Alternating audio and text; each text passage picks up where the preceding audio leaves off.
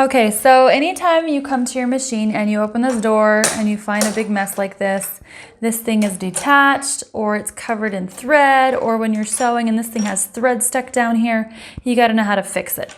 So to fix it, if this thing's already down, then you just gotta put it back together. If it's jammed in here and you have thread stuck everywhere, you gotta release this thing.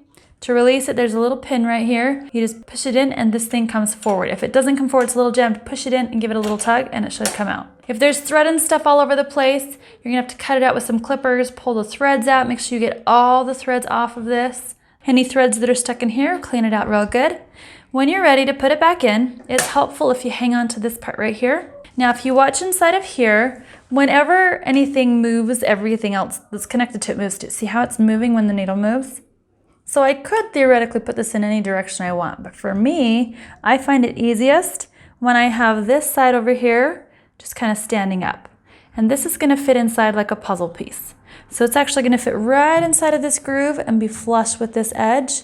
So I'm gonna take this, I'm gonna take it, and normally you might have to kind of like hold it in place. You just kind of wiggle it around. And it's gonna be a little floppy. Like I said, it should fit flush. So this metal right here, see how it's flush right here? This part should be nice and flush. It shouldn't be sticking out. So it should be nice and smooth all the way around. My machine's tilted back a little bit. You might have to gently hold it in place.